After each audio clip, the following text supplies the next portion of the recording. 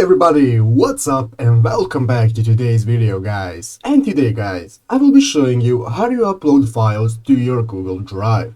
So yeah guys, make sure to watch this quick and easy video till the very end and follow my steps correctly, so you can make sure this works the same for you and that you can do this yourself.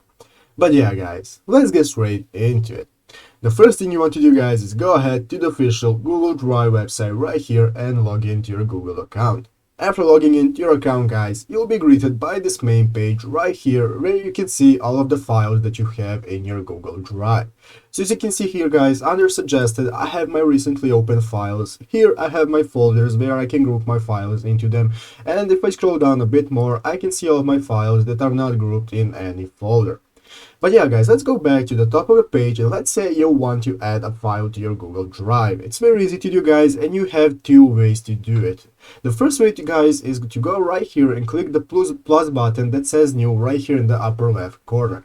After clicking on that guys, it will give you multiple options that you can choose. You can either create a new folder or you can add some Google Docs or something. I'm going to go ahead and select file upload. After clicking file upload guys, now you can go ahead and find the file that you want to upload. So I'm going to go ahead and upload this image. This is one way to do it.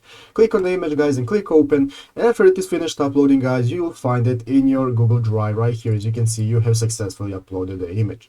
But yeah guys, that is one way to do it. There is another way, and you can go ahead and do that by going ahead and opening up your folder on your PC and clicking the image and dropping it into your Google Drive like this guys. Just click on it and drag it and drop it into your Google Drive. As you can see here guys, now it's going to upload successfully again as if you have selected it in the first way, as you can see right now. So yeah guys, basically that's how you do it. I hope this video was helpful. If it was, make sure to leave a like and subscribe to the channel. So yeah guys, thank you for watching, take care and bye.